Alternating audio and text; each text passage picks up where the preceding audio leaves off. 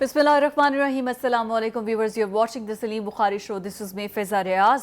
इमरान खान और शाह महमूद कुरैशी को जज जुल्करनैन की जानिब से दे दी गई है 10 साल की सज़ा, और वो भी बामुशक्कत। ये तो बड़ा फ़ैसला आया है, और साइफर केस से मुतालिक जब ये फ़ैसला आया है तो एक जानिब तो पहले बड़ा गम गुस्से का इजहार किया जा रहा था, और जो इमरान खान साहब हैं, ख़ुद हैं बानी PTI, उनका ये कहना है कि मेरा तो वकील ही मौजूद नहीं था, बग़ैर वकील को सुने ये फ़ैसला सुना दिया गया है, हम तो इस फ़ैसले को मानते नहीं हैं, चैलेंज करेंगे। और शाह महमूद कुरैशी से जो 342 के तहत जो बयान लेना था वो तो लिया ही नहीं गया है। तो PTI के हलकों में ना इस वक्त बड़ी तनकीद की जा रही है इस फैसले से मुतालिक। दूसरी जानिब सियासी सरगर्मी भी ज़ाहिर है वो जारी है, और नवाज शरीफ साहब आज भी बोल रहे हैं, वो कहते हैं कि इंतकामी सियासत का मुझे निशाना बनाया गया है। On the other hand Bilawal Bhutto ने दोबारा से, जो आपको पता है कि वो इंतखाबी जलसे में जितने भी हुए हैं उन्होंने अपनी तोपों का रुख किया हुआ है नवाज शरीफ पर।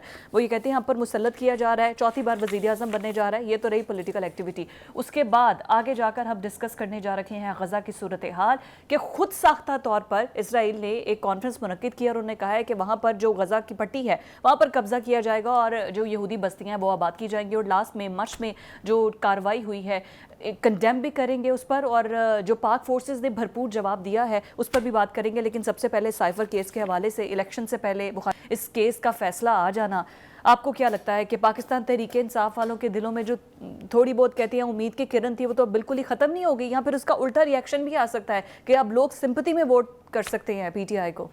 देखिए क्या होने जा रहा है ये तो अभी थोड़ा इसमें वक्त है, वो हम देख लेंगे, बहरहाल इसके ऊपर गुफ्तगू ज़रूर करेंगे हम।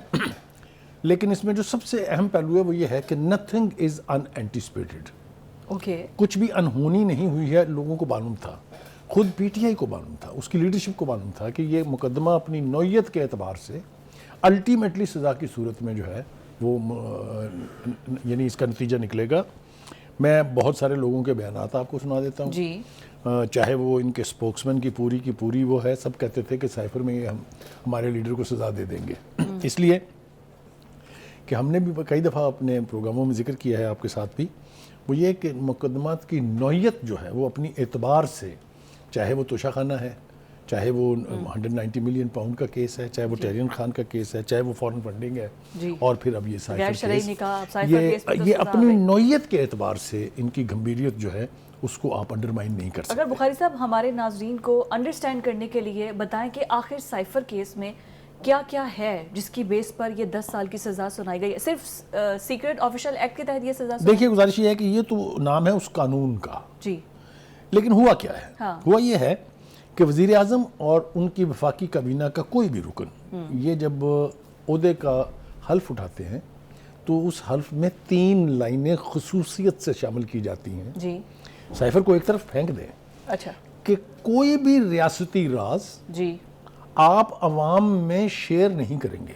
ये हल्फ उठाते हैं वो कि मैं, और आपको पता है कि कुरान पे वो हल्फ होता है। हाँ जी, वो सब दिखाया जाता है टीवी पर। जब आपने ये कमिट कर लिया वहाँ, साइफर तो छोटी चीज़ है ना, कि जी एक कम्युनिकेशन थी between the 2 foreign office and the ambassador.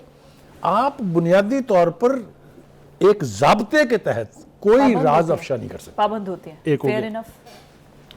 दूसरी बात यह है कि आप उसको अपने घर भी नहीं ले जा सकते एज ए डॉक्यूमेंट। उसकी कापी आपको आती है, 3 कापियां आती हैं, एक जाती है चीफ ऑफ आर्मी स्टाफ को, दूसरी प्राइम मिनिस्टर को, और तीसरी फॉरेन ऑफिस में ISI को कॉपी देता है चीफ ऑफ आर्मी स्टाफ। पहली बात तो यह है कि अगर हम मुख्तसरन रिकॉल करें व्हाट हैपेंड, बॉस के एक साइफर आया जो एक मुलाकात हुई थी वहाँ के 3rd सेक्रेटरी और हमारे एम्बेसडर के बीच, जो पहले से तय थी, यानी कोई अचानक नहीं हुई थी कि क्योंकि यहाँ तहरीक अदम एतमाद पेश होनी थी 8 तारीख को, तो जल्दी से वो पहले से तय थी, और पाकिस्तान के एम्बेसडर ने मदऊ किया था दोनों लोगों को। ये हकायक अब सबके सामने है, ये वो अपना बयान भी दे चुके हैं। दूसरी बात ये कि वो जब आया तो वो हत्थे चढ़ गया शाह महमूद कुरैशी साहब के through foreign office. Prime minister साहब को पहले बाजवा साहब ने इन्फॉर्म कर दिया था कामरा रीबिल्ड फैक्ट्री के दौरे में कि एक साइफर आया है, तो उन्होंने इसको बहुत लाइट लिया। उन्होंने कहा ये छोड़े, इस तरह के साइफर आते रहते हैं, ठीक हो गया। देयरफॉर आपने, जब आपके पास उसकी कॉपी आई, फिर उसके बाद एक वीडियो लीक होती, ऑडियो लीक होती है, ठीक है, वो थी उनके प्रिंसिपल सेक्रेटरी और उनकी अपनी गिरफ्तार।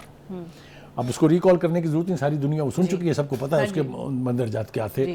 کھیلنے کی بات کی گئی اور کہا کہ اس کو ہم استعمال کریں گے, ٹھیک ہے, اس کے منٹس بنائیں گے. اچھا جی, اب آ جائیے جناب کہ اس کو ثابت کرنے کے لیے عدالت کے پاس کیا تھا. جب آپ سزا دینے بیٹھتے ہیں تو پھر آپ کے پاس کچھ نہ کچھ تو ہونا چاہیے نا. اس کے 3 پرنسپل یعنی گواہ ہیں. ایک جناب اعظم خان صاحب جو ان کے پرنسپل سیکرٹری تھے, وہ قرآن پاک پر حلف دے کے اپنا بیان دے گئے ہیں کہ میں نے کاپی دی تھی ان کو, جو کہ واپس نہیں آئی, ٹھیک ہے. اس کے بعد اسد مجید the author of the cipher, جس نے وہ لکھا اور یہاں عدالت میں اس نے کہا اس میں سازش, اس میں حکومت گرانے کی کوئی بات نہیں تھی. الفاظ کا چناؤ ٹھیک نہیں تھا, اس کے اوپر ڈیمارچ کرنے کا فیصلہ ہوا اور جو کہ کر دیا گیا. تیسرا اس کے گواہ ہیں سہیل محمود صاحب, جو اس وقت فارن سیکرٹری تھے. وہ بھی آ کے کہہ گئے ہیں کہ جناب یہ کاپی گئی تھی ان کے پاس, لیکن انہوں نے وہ کاپی واپس فارن آفس میں نہیں آئی. اور دوسری بات انہوں نے کہا کہ جب انہوں نے جلسے میں لہرایا اس کو, تو اس سے اگلے دن ہی امریکہ کے فارن آفس نے یعنی اسٹیٹ ڈپارٹمنٹ نے مجھ سے کہا کہ اس کی کاپی ہمیں دیں. پتہ تو چلے کیا ہے. آپ مجھے یہ بتا دیجئے, وہ کہہ رہے ہیں کہ یہ ADCR, مجھے کیا پتا, یہ تو اس کی سیکیورٹی میرے آفس کی, وہ تو ذمہ داری ملٹری کی. وہی آ رہا ہوں, لیکن یہ اب کہہ رہے ہیں. ہاں جی, اب کہہ رہے ہیں. یہ پچھلے اتنے مہینوں سے کیس چل رہا تھا, تب تو آپ نے کبھی نہیں کہا. تب تو آپ کے بیانات یہ ہیں کہ ہاں وہ میرے پاس تھی, گم ہو گئی, چوری ہو گئی, گم ہو گئی, چوری ہو گئی, جو مرضی کہہ لیں.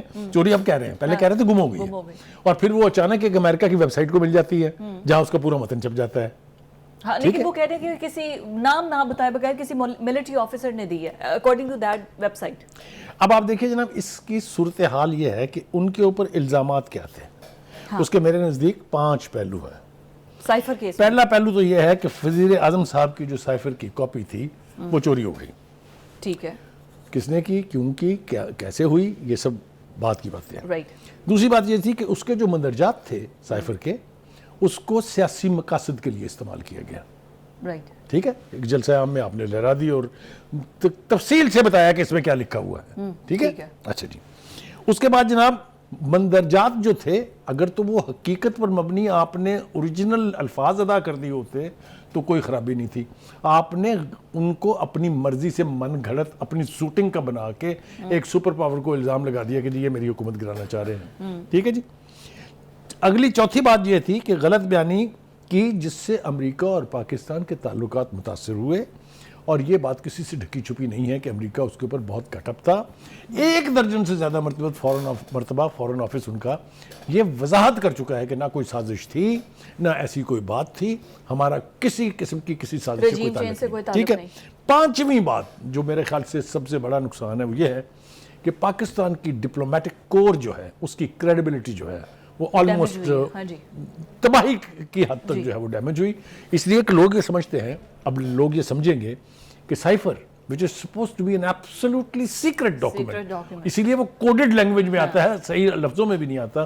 اگر وہ بھی پاکستان کے فارن آفس میں محفوظ نہیں ہے تو پھر God bless this country. ٹھیک ہے جی. یہ 5 بڑے الزامات تھے. 5 کے اندر کوئی ثبوت اس کے برعکس یا ان کو غلط ثابت کرنے کے لیے لانے کی بجائے, آپ کو معلوم ہے کہ جو PTI کے وکلا ہیں وہ کبھی میرٹس پر کیس کی بات ہی نہیں کرتے. وہ ٹیکنیکل نقطے نکالتے ہیں. کبھی ہمیں یہ جج صاحب پر ہمیں عدم اعتماد ہے, کبھی ہمارے وکیل نہیں آئے ہیں, آج ہمارا وکیل کہیں اور مصروف ہے, ہم نے وکیل بدل دیا ہے. یہ تو ہو گیا, پیش نہیں ہوئے تو اس کے بعد سرکاری وکیل اور جو ہے اگر کبھی پیش ہو جائیں تو پھر اور دنیا زمانے کی بات وہ کریں گے کہ اس کیس کے میرٹس پر بات نہیں کرتے.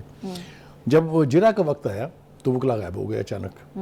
لہٰذا چونکہ کیس کا ٹرائل تو جاری رکھنا ہے, یہ جج کے اختیارات میں ہے کہ وہ ایڈوکیٹ جنرل سے ریکویسٹ کر کے وکلا کی ایک ٹیم مقرر کر دے. وہ انہوں نے کر دی. آپ نے اس کے ساتھ بھی کھلواڑ کیا, آپ نے اس کا بھی مذاق اڑایا, آپ نے فائلیں اٹھا کے پھینکی.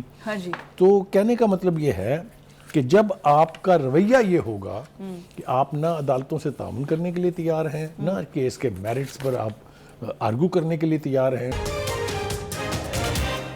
کاپی گئی کہاں؟ دیکھیے, یہ تو میں پہلے بیان کر چکا ہوں بہت, چونکہ میں نے پاسنگ وے میں ذکر کیا تھا.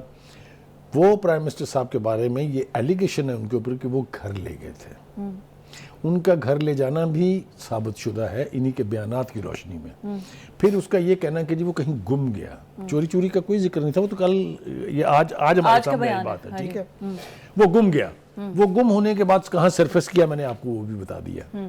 لہٰذا اگر تو وہ یہ مان لیں کہ ہاں جناب وہ میرے گھر سے کہیں چلا گیا پھر وہ وہاں چلا گیا تو جرم تو ثابت ہے نا. لہٰذا وہ میرٹس پر آتے ہی نہیں ہیں, ٹیکنیکل گراؤنڈز پر ٹیکنیکل گراؤنڈ کے اوپر کھیلتے ہیں. آپ دیکھیے ذرا تھوڑا پھر ریکال کر لیتے ہیں. فارن فنڈنگ, ہاں جی, یہ کوئی 8 سال سے پینڈنگ ہے. توشہ خانہ کیس کئی مہینوں سے پینڈنگ ہے. ٹیرین کیس کئی مہینوں سے پینڈنگ ہے. اچھا جی, پھر وہ نکاح کا کیس کئی مہینوں سے پینڈنگ ہے. کیوں پینڈنگ ہے؟ اس لیے کہ وہاں پر کبھی آج تک کیس کے میرٹس پر بات ہی نہیں ہوئی. کبھی جج ٹھیک نہیں, کبھی ہمارے وکلاء نہیں ہیں, کبھی کچھ بہانے کر کے. اور ڈیلینگ ٹیکٹکس, یہی کوشش کی جا رہی تھی کہ الیکشنز کے بعد سائفر کیس کا بھی فیصلہ آ جائے, یہی وکلا کی کوشش تھی. دیکھیں یہ اس کا پھر نقصان ہوتا ہے نا. اس کا نقصان یہ ہوا کہ آپ کا جو کلائنٹ ہے وکلا کی ان بدمستیوں کی وجہ سے اس کو نقصان ہو گیا نا, ڈیمیج ہو گیا نا اس کو. اچھا پھر بات یہیں اب رک نہیں رہی ہے. وہ نیپولین بوناپارٹ نے کہا تھا ایک دفعہ کہ when difficulties come they come in battalions. It's a remarkable quote.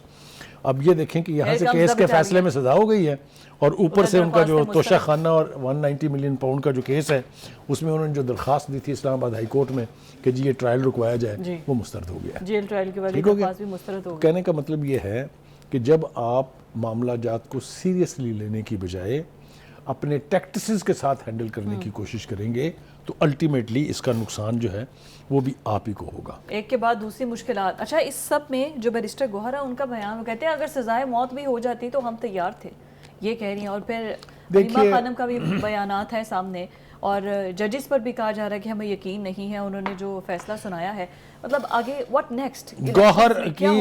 گوہر خان کی اس بات میں کہ سزائے موت بھی ہو جاتی تو ہم توقع کر رہے تھے, یہ بات تو چھپی ہوئی ہے کہ یہ جرم کی نوعیت ایسی ہے کہ اس کے اوپر سزائے موت بھی ہو سکتی ہے. یہ آپ خود دیکھیں, یہ تو بہت خوفناک ہے نا. ہائی ٹریجن جو ہے, جب آپ ریاست کے ساتھ کھلواڑ کرتے ہیں تو ہائی ٹریجن ہے آرٹیکل 6 آف دا کانسٹیٹیوشن. اس کی 2 ہی سزائیں ہیں اگر جرم ثابت ہو جائے تو, یا عمر قید ہے اور یا پھر موت کی سزا ہے. ہم قطعاً یہ نہیں چاہتے خدا نہ خواستہ کہ ان کو یعنی کوئی اس قسم کی سزا جو دی جائے, لیکن آپ اپنے جرم سے انحراف کر کے عدالتوں سے انصاف کی توقع نہیں کر سکتے. آپ کو میرٹس پہ رہنا ہوگا. اب آپ کو نہیں لگتا اس میں ون لائنر کہ اس میں سارا عمران خان کو لائم لائٹ لگتا ہے, سارا ملبہ ان پہ ہے, شام میں وہ نکل جائیں گے بیچ سے؟ ویسے میں آپ کو ایمانداری سے بتاؤں, اگر میری انڈرسٹینڈنگ پہ آپ جائیں تو خان صاحب کو پھنسایا بھی اسی شاہ محمود قریشی نے ہے. اس لیے کہ ہمارے پاس اطلاعات ہیں, سوشل میڈیا پہ اس پہ بات ہو چکی ہے کہ انہوں نے اپنی مرضی کی انٹرپریٹیشن کروائی اس بندے سے جو ڈیکوڈ کرتا ہے اس سائفر کو, اور وہ دی جا کے خان صاحب کو پرووک کیا کہ دیکھیں آپ کے خلاف تو امریکہ سازش کر رہا ہے, رجیم چینج ہو رہی ہے آپ کے خلاف, آپ کی رجیم چینج ہو رہی ہے. حالانکہ وہ تحریک بہت پہلے سے تھی. میں ریکارڈ ٹھیک کرنے کی خاطر یہ کہہ دوں کہ اس سے 1 سال 4 مہینے پہلے پی ڈی ایم تشکیل پائی تھی, اگر آپ کو یاد ہو. کیا آبجیکٹو تھا اس کا؟ ٹو تھرو ہم out of the parliament and out of the government. Is that right? اور نیو فریش الیکشن. ٹھیک ہے, لہٰذا آپ یہ کیسے کہہ سکتے ہیں کہ 1.5 سال کے بعد امریکہ کی طرف سے ایک سائفر آیا اور آپ نے کہا کہ یہ ساری سازش میری حکومت ختم کرنے کے لیے, تو یہ بے معنی بات ہے. اور ایک بات ہے انٹرا پارٹی الیکشن ہونے جا رہے ہیں. ہاں جی, میں اسی کی طرف آ رہا ہوں. لیکن اس سے پہلے جو حلیمہ خان ہے, انہوں نے بھی آج جو بیان دیا ہے وہ آپ کے سامنے ہے. دیکھیے ہٹا دیا جائے ہیں جو جنہوں نے فیصلہ سنایا ان کو ہٹا دیا جائے. ہاں نہیں, وہ ظاہر ہے. آپ پہلے یعنی ان کا مطالبہ یہ ہوتا تھا کہ جی آپ ججز تبدیل کر دیں, اب وہ کہتے ہیں ان کو تو آپ فارغ کریں. یعنی جو فیصلہ ان کے خلاف دے وہ جج فارغ کر دیا جائے, جو فیصلے ان کے حق میں دیتے رہے ہیں وہ سارے ٹھیک تھے. تو یہ جو پک اینڈ چوز ہے نا, یہ بہت وہ ہے. اب آ جائیں آپ پارٹی کے انٹر پارٹی الیکشن. وہ میں نے پہلے بھی کہا تھا, اب پچھتائے کیا ہوت جب چڑیاں چگ گئی کھیت. جب آپ کو کروانا تھا اس وقت تو آپ نے اپنی مرضی سے بغیر کسی الیکشن کا انعقاد کیے ہوئے ایک عدد فرلا جو ہے وہ حکومت کو اپنے عدالت میں بھیج دیا.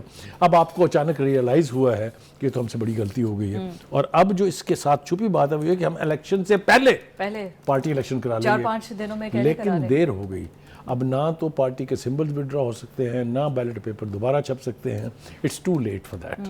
لیکن وہ جو آزاد حیثیت میں آئیں گے ان کو شاید کارنر مل جائے کہ وہ آ کے حلف اٹھا لیں, ان سب پی ٹی آئی کے ساتھ جھنڈے کے نیچے اکٹھے ہو جائیں. لیٹس سی 8 فروری کو پتہ چلے گا. لیکن غزہ کی صورتحال, اسرائیل کیا کچھ کر رہا ہے وہاں پر, کتنی تباہیاں ہوئی ہیں.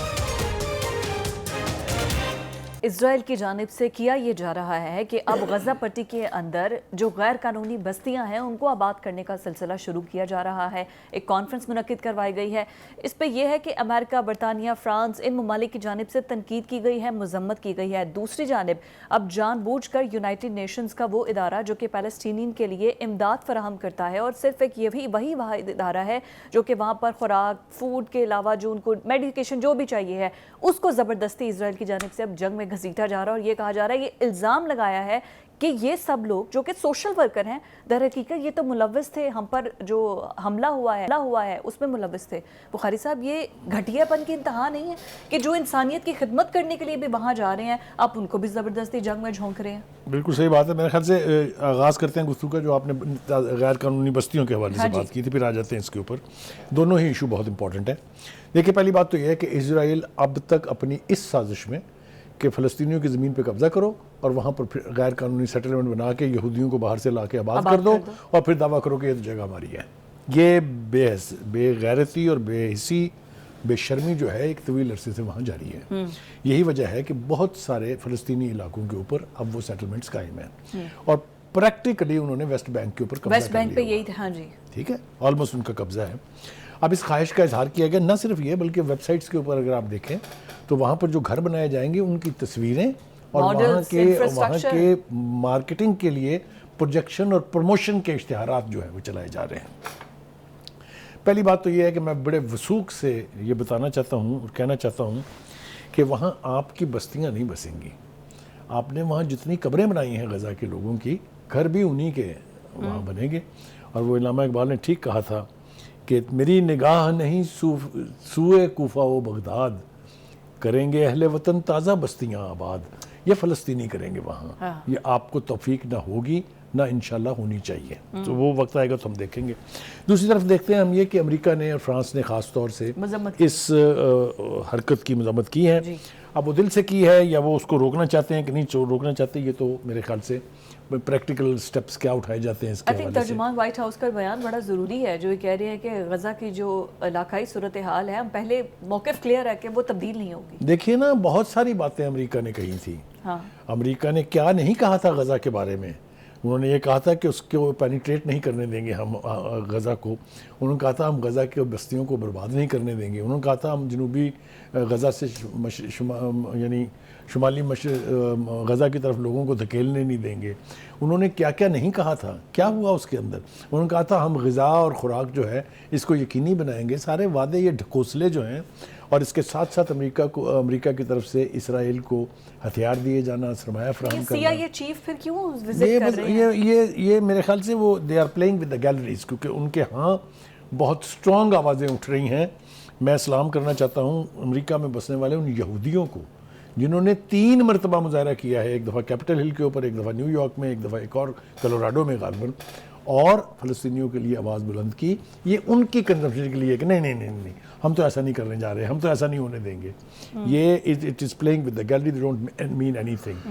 دے are doing, they have been doing, they will continue to do everything for the Zionist entity جو فلسطینیوں کا خون بہانے کی ذمہ دار ہے. لیکن حماس نے تو کہہ دیا نا یہ عارضی جنگ بندی اب نہیں چلے گی، مکمل جنگ بندی. کریکٹ. اب یہ توقع کی جا رہی تھی امریکہ کی طرف سے خاص طور سے کہ ہم یرغمالیوں کو کوئی ایک چھوٹے سے وقفے کے لیے پھر جنگ بند کرا کے رہا کروا لیں گے. لیکن پچھلا تجربہ جو ہے وہ ناکام ہوا، اس سے کوئی فائدہ نہیں ہوا. جنگ نے شدت آئی. اس لیے اب حماس جو ہے وہ آخری فرد تک بھی قربانی دینے کے لیے تیار. اور ایسی قومیں جو ہوتی ہیں نا، ان کو آپ جنگ میں نہیں ہرا سکتے. When you have nothing to lose تو آپ کیا کر سکتے ہیں؟ ایبسولوٹلی. وہ ایک آدمی جو ہے وہ 100 فوجیوں کے اوپر بھاری ہوگا. اور یہ انہوں نے ثابت بھی کیا ہے.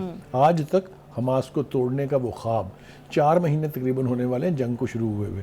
اور جس شدت سے جنگ ہوئی ہے، جتنا گولہ بارود برسایا گیا ہے، اتنا تو سیکنڈ ورلڈ وار میں نہیں برسایا گیا تھا. اس کے باوجود کیا ہوا؟ خود ان کے لوگ، امریکہ کے جنگی تجزیہ کار، امریکہ کے ریٹائرڈ جرنیل، امریکہ کے تجزیہ کار، وہ یہ کہہ رہے ہیں کہ Hamas is still there with absolute power. ٹھیک ہے. تو یہ خواب, اچھا مجھے میکرون یاد آ رہے ہیں, فرانس کے صدر, وہ آئے تھے قطر کے دورے پر. انہوں نے کہا تھا کہ اگر تمہارا خیال یہ ہے کہ تم حماس کو صفحہ ہستی سے مٹا دو گے تو 10 سال تک جنگ جاری رہے گی. It's not going to happen. میرے خیال سے ان الفاظ کی طرف توجہ دینی چاہیے, لیکن وہ کہتے ہیں نا جو جنون میں مبتلا ہو, جیوش کمیونٹی پہ اور یہ کریکٹ, جس کو قتل و غارت کا جنون ہو, ان کے کانوں پر جو نہیں رینگتی. اور یہی حال اس نیتن یاہو منحوس کا ہے کہ اس کو کوئی ڈھنگ کی بات سمجھ نہیں آتی. نیتن یاہو نا ایک مائنڈ سیٹ ہے, اس پورے مائنڈ سیٹ کا یہی حال ہے. اسی کو کہتے ہیں نا زائنسٹ مینٹیلٹی جو ہے, جس طریقے سے ہم آر ایس ایس کی مینٹیلٹی کہتے ہیں نا جو ہندوستان میں ہے, جس کا مودی, یعنی مودی اور نیتن یاہو میں کوئی فرق نہیں ہے. وہ بھی مسلمانوں کا قاتل ہے, یہ بھی مسلمانوں کا قاتل ہے. یہ بھی اپنے اپنے سو کالڈ نظریے پر قتل عام کر رہے ہیں. جو کشمیریوں کا ملک ہے اس کو ہڑپ کر رہے ہیں, اس کو انیکس کر رہے ہیں. تو ان میں بہت ساری قدریں مشترک ہیں. کسی دن بعد میں کسی اور ایشو کے اوپر اس کے اوپر بات کریں گے. مائنڈ سیٹ ایک ہی ہے. اب آ جائیں جناب یونائٹڈ نیشن کے اونروا جو ہے, یہ جو United Nations Relief and Works Organization Agency ہے, اس کے بارے میں یہ کہا جاتا ہے کہ it's a lifeline for the Palestinians since the war has erupted. ٹھیک ہے جی, اس کو بھی اب ختم کرنے کی کوشش کی جا رہی ہے. ایک طریقہ کار تو اسرائیل نے یہ اپنایا ہے کہ انہوں نے الزام لگا دیا کہ جی اس میں کام کرنے والے لوگ جو ہیں وہ تو 7 اکتوبر کے حملے میں شامل تھے. 190 دس از ایبسولوٹ نانسنس. کوئی اس کی حیثیت نہیں ہے اس بیان کی, اس لیے کہ آپ کو اچانک پتہ چلا ہے, اب پتہ چلا ہے آپ کو. لیکن چونکہ آپ نے جس طرح سے انسانیت کے خلاف جرائم کا ارتکاب کیا ہے, یہ ایک واحد ایجنسی ہے جو اس وقت وہاں کام کر رہی ہے. فلسطینیوں کے ہاتھ پاؤں کاٹنے تھے نا, اب اس کے ذریعے فنڈنگ بند کر دیا یورپی یونین نے, فرانس نے, امریکہ نے. کریکٹ. دیکھیے میں نے آپ سے پہلے بھی کہا تھا کہ چاہے وہ کنٹریز یورپ کی ہوں, چاہے وہ امریکہ ہو, ان سے مسلمانوں کے حق میں کسی چیز کی توقع رکھنا میرے خیال سے عبث ہے, نہیں کرنی چاہیے. اور وہ نہ کریں مدد, لیکن وہ اسرائیل کی بھی آؤٹ رائٹلی مدد نہ کریں. تو یہی غزہ کے لوگ صرف نپٹ سکتے ہیں اسرائیل کے ساتھ. آپ ان سے کہیں کہ آپ صرف 2 ہفتے کے لیے پیچھے ہٹ جائیں, پھر دیکھیں اسرائیل کا کیا حال ہوتا ہے. Any way, having said that, اب آ جائیے جناب, آپ نے بتا دیا کن کن ملکوں نے اس کی فنڈنگ روک دی ہے. لیکن پھر سلام ہے یونائٹڈ نیشن کے سیکرٹری جنرل کو, جنہوں نے پھر اپیل کی ہے کہ یہ ممالک اس کی فنڈنگ نہ روکیں, کیونکہ یہ لائف لائن ہے فلسطینیوں کی, وہاں انسانیت سسکے گی اگر آپ نے ایسا کیا. میں نے پہلے بھی ایک پروگرام میں کہا تھا کہ یہ جو گترس صاحب ہے, انتانیو گترس, یہ تاریخ کے صفحات میں یاد رکھے جائیں گے کہ یونائٹڈ نیشن جس کو کہا جاتا تھا کہ یہ ایک پپٹ ادارہ ہے امریکنز کا, اس کا سیکرٹری جنرل ہوتے ہوئے انہوں نے جس طرح کے سٹینڈز لیے ہیں, اور جس طرح سے کنوکشن میں آپ کو یاد ہے جب سلام میں پاکستان آئے تھے, لک ایٹ دا وے ہی ٹاکس, اس کا ویژن بہت فارن منسٹر کے ساتھ پورا دورہ کیا تھا انہوں نے, پھر پریس کانفرنس کی تھی. ایبسولوٹلی بالکل ٹھیک ہے. اچھا جی, اب جناب نہیں آگے میرا خیال تھوڑا سا اور بڑھتے ہیں. سر آگے جو اردن پہ اٹیک ہے, کل ہم نے ذکر کیا تھا فوجی اڈوں پہ امریکہ کے اٹیک کیا جا رہا ہے, اور اب وہ یہ کہہ رہے کہ اس میں ایران ساختہ ڈرون تھے جس کا نام ہے شاہد. اب یہ امریکہ, دیکھیے پہلی بات تو یہ ہے کہ لوگوں کا خیال یہ تھا, اور خاص طور سے اسرائیل کی توقع یہ تھی کہ اردن کے اس حملے کے بعد امریکہ چڑھ دوڑے گا ایران پہ. لیکن آپ نے دیکھا کتنے انٹیلیجنٹلی ایکٹ کیا ہے امریکہ نے. ان کا ہم ایران کے ساتھ جنگ نہیں کرنا چاہتے, لیکن جو اس کے ذمہ دار ہیں ان کے خلاف ایکشن لیں گے. اور ساتھ ہی پھر اپنے بیان کو کوالیفائی بھی کر دیا. ان کا ہمیں یہ پتہ ہے کہ یہ عراق کے حزب اللہ بریگیڈ نے کیا ہے. تو دیٹ مینز, ہم نے پہلے کہا تھا اس دن, آپ بھی بہت حیران ہوئی تھی جب میں بول رہا تھا کہ ایران کے ساتھ پنگا کرنا اتنا آسان نہیں ہے. یہ امریکی لیڈرشپ کو اچھی طرح سے پتہ ہے. وہ غزہ کے ان آرمڈ سویلینز نہیں ہیں. You see what I mean? ایک ہسٹری ہے. اور دوسری بات یہ کہ انقلاب کے بعد سے انہوں نے سیلف ریلائنس پر جینا سیکھ لیا ہے. جو اپنے وسائل پر جی سکتا ہو وہ کسی کی نہ ڈکٹیشن لے گا, نہ کسی کو اپنے ملک کے اوپر قبضہ کرے گا. جنوبی کوریا اور ایران سب سے بڑی ایگزامپل ہیں یہ دونوں. آگے آ جائیے جناب, ایمنسٹی انٹرنیشنل جی, انہوں نے ایک مرتبہ پھر جو ہے وہ مذمت کی ہے اسرائیل کے ہتھ کنڈوں کی. انہوں نے اشاروں میں جو انٹرنیشنل ورلڈ ہے اس کو بھی تھوڑی سی یاد دہانی کرانے کی کوشش کی ہے کہ خدا کے واسطے انروا جو ہے اس کی آپ فنڈنگ جو ہے وہ بند نہ کریں. ان کی طرف سے یہ کہا گیا ہے. تو یہ ہے جناب صورتحال. دوسری بات یہ کہ پینٹاگون بھی بولا ہے اس کے اوپر, انہوں نے بھی اس حملے کے حوالے سے بات کی ہے. تو آل سیڈ اینڈ ڈن میرے خیال سے فلسطین سے نہ ہی غزہ حماس کو ختم کیا جا سکتا ہے. لبنان کا حزب اللہ بھی ان کے ناک میں دم کیے ہوئے ہے. اور میں آپ کو ایک بات بتاؤں, اگر مسلمان ممالک اس خطے میں چلیے نہ دیں ساتھ, اسرائیل کی فیسیلیٹیشن چھوڑ دیں. یہ میں بڑی ذمہ داری سے کہہ رہا ہوں کہ فیسیلیٹیشن کیا ہے. میں بخاری صاحب یہ پوچھنا چاہتی ہوں, فیسیلیٹیشن کے لیے یہ جو کہہ رہے ہیں کہ 2 مہینے کے لیے جنگ بندی کریں, اب یہ ایک انٹرنیشنلی بہت زیادہ بحث چھڑی ہوئی ہے. یہ جنگ بندی جان بوجھ کے ایک پروپیگنڈے کے تحت کروائی جا رہی ہے تاکہ مزید اسلحہ 2 مہینے میں اکٹھا کیا جائے اور اس کے بعد ایک بھرپور طاقت سے زیادہ زور سے حماس پر اٹیک کیا جائے. Absolutely you are right, because exhaust ہو رہا ہے جو اس کے پاس اسلحے کے ذخیرے تھے.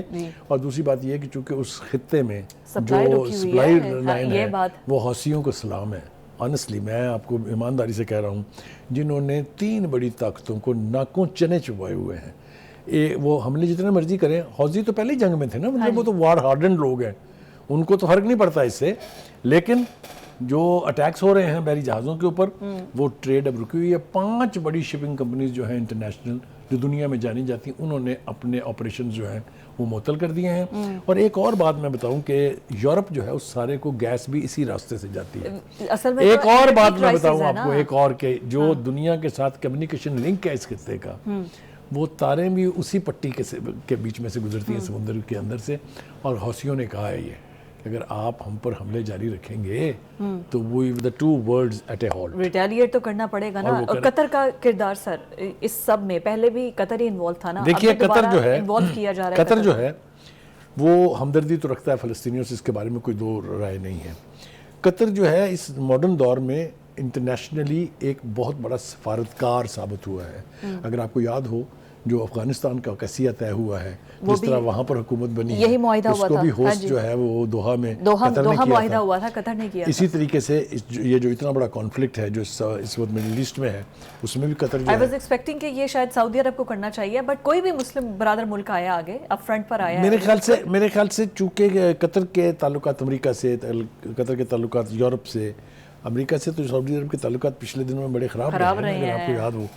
تو وہ چونکہ ایک کمیونیکیشن کا ملک ہے جہاں بیٹھ کے بڑے جو ہیں سر جوڑ کے مسئلے کا حل ڈھونڈتے ہیں.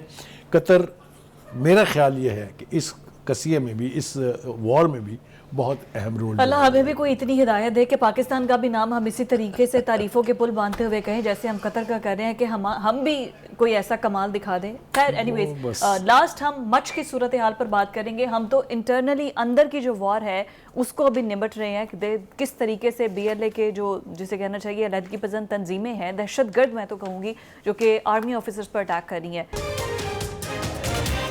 بات کریں گے کہ مچ میں ناکام دہشت گردوں کا حملہ تھا, پاکستانی فورسز نے بھرپور جواب دیا. اور ٹوسٹنگ خبر اس وجہ سے ہے کیونکہ ایک بھارتی ایسوسیٹ, را کے ایسوسیٹ, ایک سوشل میڈیا اکاؤنٹ سے آلریڈی اس خبر کو شیئر کر دیا گیا تھا. تو اب یہ ظاہر ہو رہا ہے کہ اس میں را ملوث تھا, جو کہ ڈائریکٹلی انڈائریکٹلی فنڈنگ کرتا ہے BLA کو, جو کہ آتے ہیں اور پاکستانی فورسز کو ٹارگٹ کرتے ہیں. بخاری صاحب, اس کی کنڈیم جتنی بھی کی جائے وہ کم ہے, لیکن ہمارے جوان ہر وقت ہمہ وقت تیار ہیں جواب دینے کے لیے دہشت گردوں کو.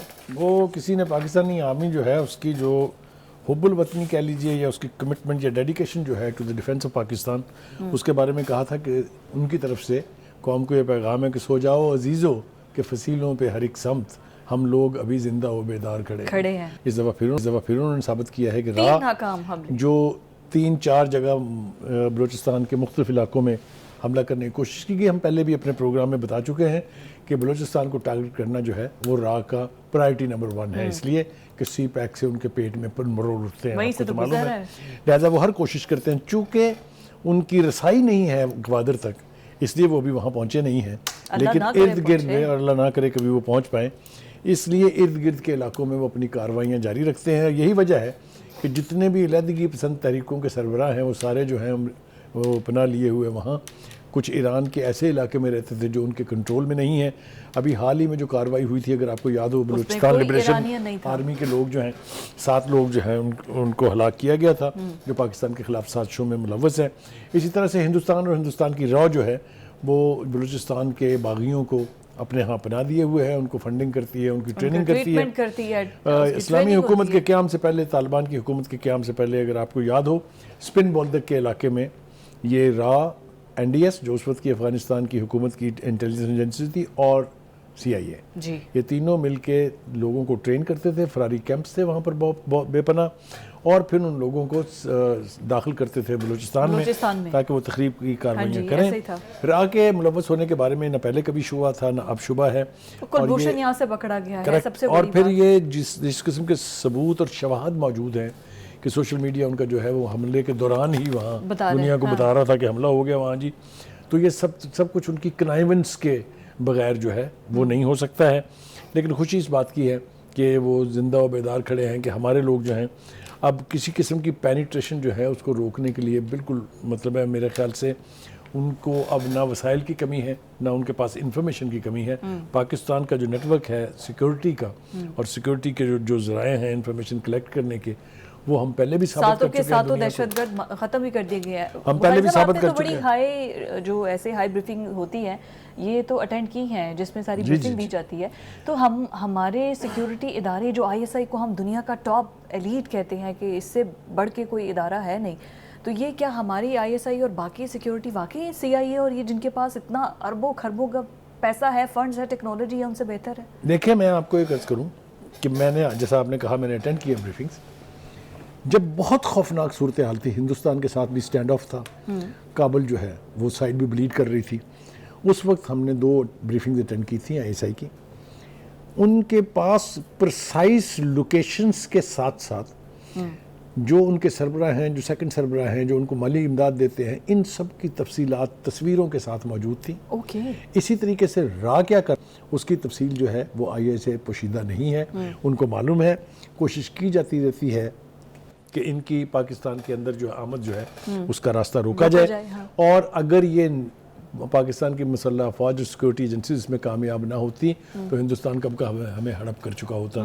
تو یہ بات ایک بہت بڑا ریلیف ہے ہمارے لیے کہ پاکستان کی مسلح افواج, اس کی سیکورٹی ایجنسیز وہ اپنی ذمہ داری کا احساس بھی رکھتی ہیں اور اہلیت بھی رکھتی ہیں کہ اپنے سے بڑے ملک کے یعنی جو انٹیلیجنس ادارے ہیں ان کی سازشوں کو ناکام بناتے ہیں. سر آپ جب خرید نہ سکے تو پھر کیا ہو سکتا ہے؟ اصل میں بات ہی یہی ہے نا, اور یہی تو ہمارے سر کا تاج بھی ہیں ایسے تمام لوگ جو کہ اپنی جان قربان کرتے ہیں تاکہ ہم سکون سے رہ سکیں. تھینک یو سو مچ بخاری صاحب. ناظرین یہ تھا ہمارا آج کا پروگرام, اجازت دیجیے, اللہ حافظ.